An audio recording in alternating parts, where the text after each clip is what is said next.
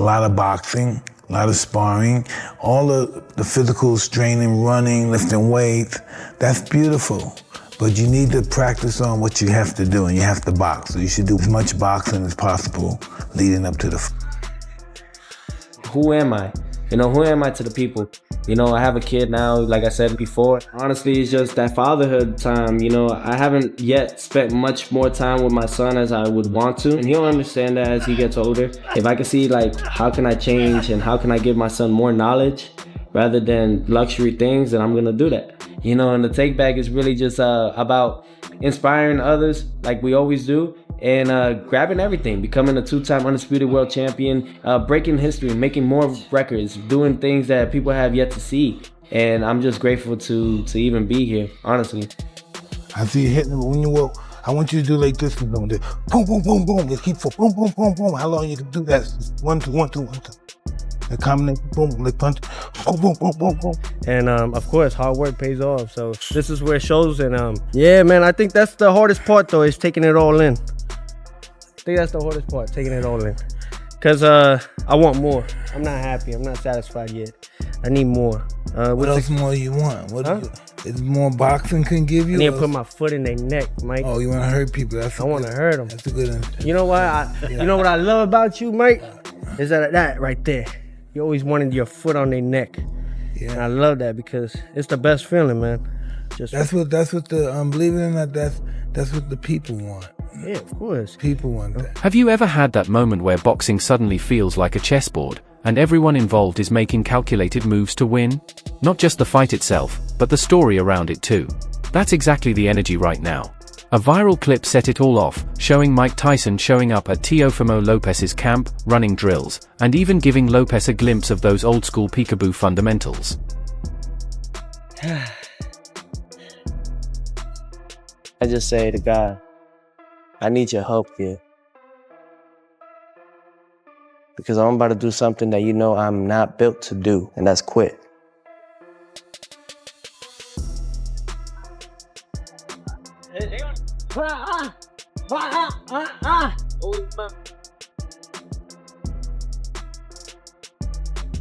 When you watch the footage, you know exactly what I'm talking about.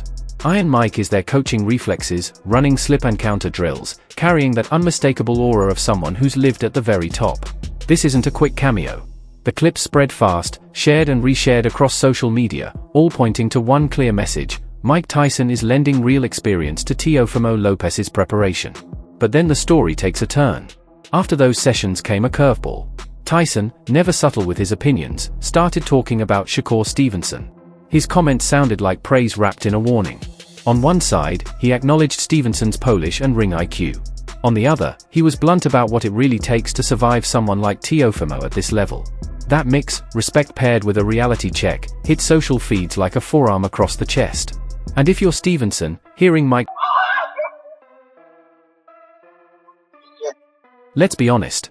What does it really mean when Tyson, the man who redefined power and intimidation inside the ring, takes time to work with a young fighter like Teofimo Lopez? First, it shifts the narrative. It tells the world Lopez isn't just training hard, he's absorbing old-school craft that's been battle-tested. Second, it creates uncertainty. Tyson's peekaboo style is built on compact defense, vicious counters, and ruthless timing. That's a nightmare for any fighter who depends on single-shot power and sudden bursts of pressure. In short, the Lopez who walked out of those sessions isn't the same fighter who walked in. Energy is beautiful, but we need something to match it. We need some... Can't nobody match this energy, Mike. Come on. I know, but you're looking at it, and this used to be a space that you lived in. There's no doubt about it. That's why I'm getting excited with the other opponent. Mike's just an instigator at this point. He just wants to instigate it. I love it. Yeah, but I think the biggest thing about it though is that guys like yourself, legends, I call it, is you guys paved the way. And I appreciate the sport so much, but there was one thing that you had once said, it's like, the way I love the sport, it could hurt you though, because it could break your heart many times. Oh, many times. And that's what it's been doing. Man. I love it, I love the sport, but my biggest thing now, my goal is not about, yes, the financial funds and all that, absolutely. Get paid, we risk our lives. But the whole thing is about making the fights happen. So where does Stevenson fit into all of this? If you're a fan who lives for narratives, what you see is a perfect triangle. Shakur Stevenson, the slick defensive maestro. Teofimo Lopez, the confident, explosive puncher. And Mike Tyson, the wildcard mentor quietly sharpening Lopez's tools behind the scenes. Tyson's comments, balanced between praise and caution, do two things at once. They validate Stevenson's skill, while subtly suggesting that Lopez may come into this fight very differently than people expect. And that kind of psychological nudge matters, because in big fights, momentum often starts with what the fighters believe about each other long before the opening bell. The further you pull your hand back, the harder you punch, but it's not. Punching comes with relaxation, real good pinpoint accuracy punching. You can hit a guy with pop and boom. Let's talk specifics, the meat and potatoes of how Tyson's involvement could shape this matchup. Shakur Stevenson's biggest strengths are his distance control, sharp head movement, and an almost surgical ability to turn defense into offense. In the ring, he's like a watchmaker, relying on micro-adjustments, precise timing, and the exploitation of the smallest pockets of white space.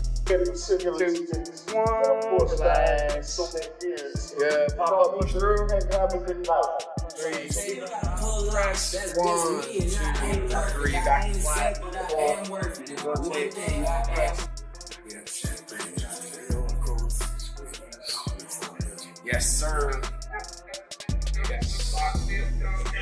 Last 3 years.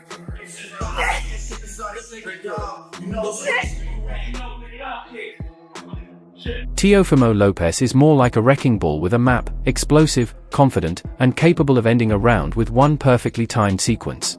Tyson's peekaboo isn't about looking pretty in the ring. It's about making ugliness brutally efficient. A compact guard, educated bobbing, and perfectly weighted counters.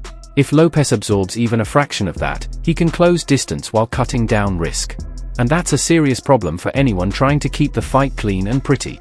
Before, he knows the in and out about fighting, and it's just that we have to transfer that because he's using his legs and elbows and everything, grabbing. So we kind of, I don't know, did a new foundation and made him more elusive. You know, made him more elusive. He throws his punches with just bad intentions, and I just believe Imagine Stevenson's ideal game plan.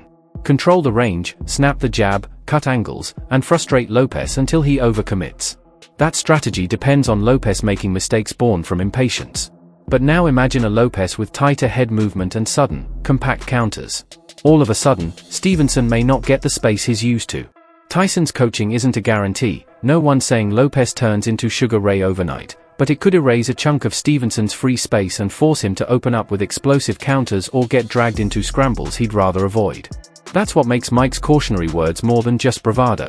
They're a reminder that the chess match is far from finished. So you have to have a constant attack. You can't go out there toe-to-toe slugging. You gotta cut him off, chase him. Cut the ring off. Yeah. I think he's got good footwork. And he has good speed too. He's got great speed. He's got great power. Tyson offering a cautionary note about Stevenson is also a media masterstroke. It lights up headlines, Iron Mike warns young champion, and instantly pulls in fans, analysts, and the fighters themselves. It's not malicious. It's boxing. Veterans have always applied pressure to the next generation because it sells fights and forces young stars to sharpen up mentally. If Stevenson sees this circulating online, he has two options. He can lean into it and let it refine him, or he can react emotionally and allow it to distract his focus. True champions usually choose the first path. They turn that noise into extra representatives, tighter preparation, and more focused sparring. And if boxing history has taught us anything, it's that great fighters use doubt to add detail to their preparation, not let it take anything away.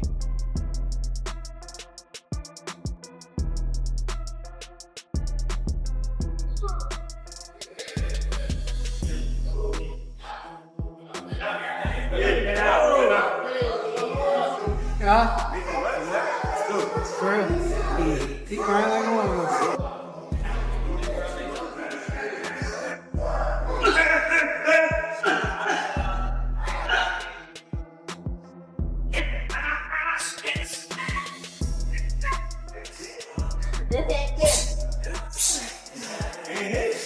Cool.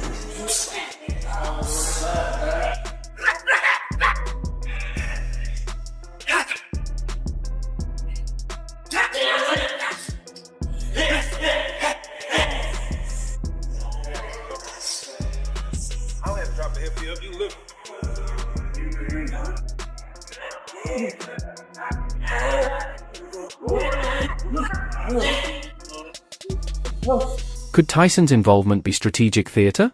Maybe. Could the Lopez camp be subtly planting a little inferiority complex into Stevenson's feed? Possibly. Boxing has always been as much about psychology as it is about punching. A viral clip of Tyson leaning over Teofimo Lopez, whispering technical secrets, becomes a performance that forces Stevenson and his team to respond, publicly or privately.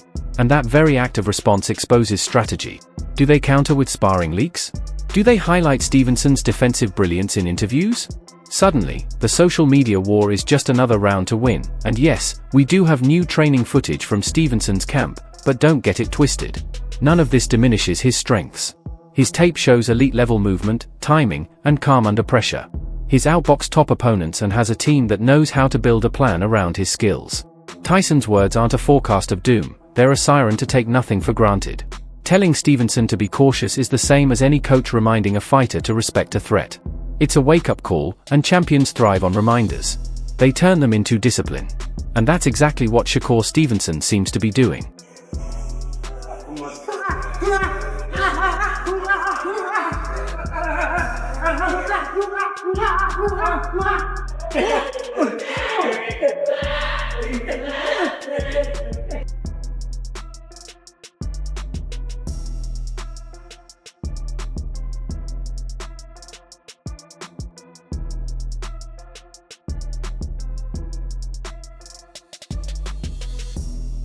Tom, you got a time limit. January 31st. Cool gonna beat your. Yeah, put that in there. Loosen up a little bit. Shadow boxing, get some sparring. Maybe about 8 to 10 rounds. And everybody's talking about Teo gonna win. Y'all all know that he gonna lose, bro. Shakur actually fight accurate people, like not bums. Like he fought Oscar Valdez. Tank pulled out the fight because he's scared. Ryan Garcia's scared. Like they all scared. Even Devin Haney. Shakur gonna stop him this easy. That's so easy. Y'all already know the question. Shakur on top. You got it. One flip.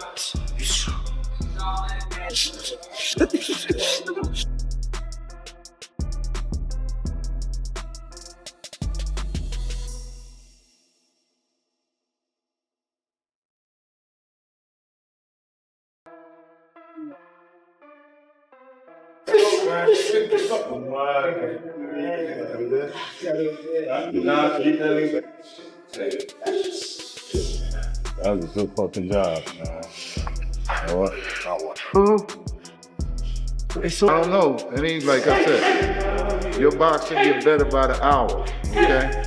Soon, you'll be undefeated.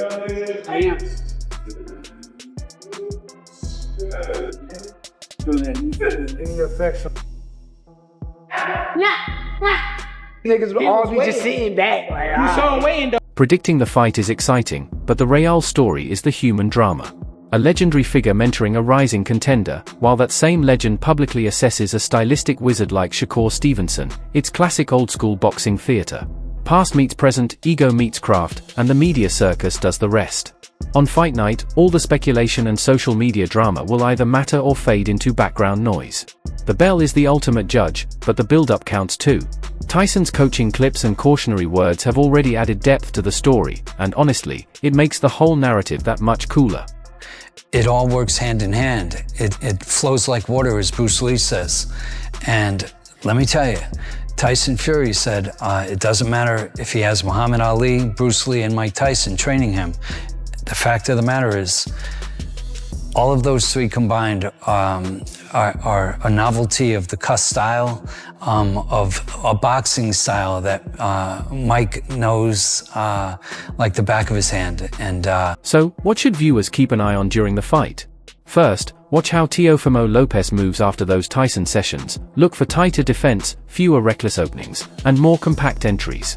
Second, pay attention to whether Stevenson's precise footwork gets tested. Does Lopez close the distance more easily, or does Stevenson find even smarter angles? Third, tune into the mental game. How do both fighters handle pressure? The opening exchanges could reveal a huge part of the story. And if Tyson's influence shows up early in Lopez's approach, that's the headline every analyst and press outlet will be rewriting afterward. The right fight for you, Teo? The best fighting the best. And I think that since, you know, after a tremendous performance by Crawford against Canelo, you see that type of fight and the magnitude it brings, you know, you want to emulate it. You could have fought anybody as well. 135. Look for unification. For you, why was this the right one? If you look in and around my weight class, I can't get the other big fighters to get in the ring. So you got to go to somebody who's willing to do it, and he was willing to do it. So now we're here. What do you think of Shakur, his style? Great fighter. Good fighter. He knows how to fight. He knows how to box inside, outside. He knows how to use his lateral movement. So I think that all those things I need in order to enhance my skill sets and also to challenge myself, because we can't say we are the best if we don't see it or look for it or even go out there and test it. You've been critical of him, though, over recent months. Like you said, he had the power of a 6-year-old at one point on social media. You did, yeah. You had a lot of tweets over there. I don't even remember. Dang. I don't even know what I'd be doing. But you seem to believe that 140 may be a bridge too far for him, a step too far for him. Shakur was honestly the most flawless from 123 all the way down to 114. Since then, he's had his shares of victories. I think 135 was his top tier. 140, I think we just gotta wait and see. You know what I mean? And for him to even... If Tyson's influence appears early in Lopez's game, that'll be the headline every press outlet rewrites. But before we wrap up, here's the reality check. Clips don't win fights. Reputation doesn't win fights. Preparation wins fights. Tyson's presence is a powerful storyline, rich, evocative, but it isn't destiny. What truly matters is whether those lessons were absorbed, whether Stevenson's team adjusts, and whether fight night execution matches the plan. That's the real drama of boxing. All the talk is just background noise until the bell rings and the fighters tell the story themselves. Up to the 40s. I was already at 40. Yeah, for sure. So you see that 10-pound gap. I was thinking I was probably going to move up to 47. Okay, seeing me, you think I'm smaller in person, or like, what do you think? I know nothing. Okay. I know nothing, man. I think that was your angle with Lomachenko. Like, I felt like you knew how little Lomachenko was, and you kind of capitalized off of that. Heck no, that man was... This is exactly the kind of subplot that makes Fight Week irresistible. You get boxing IQ, theater, and the chance to watch rising stars develop under the shadow of legends. Mike Tyson cautioning Shakur Stevenson after stepping into Teofimo Lopez's camp is the kind of spicy headline that makes everyone lean closer to the screen. So grab your snacks, clear your schedule, and soak in the beautiful, messy, brilliant chaos that only boxing can deliver. Who wins? That's math the bell will solve. But the build-up? That's already a knockout story. And if you enjoyed this video, don't forget to leave a like, subscribe, and hit the bell icon so you never miss our upcoming content.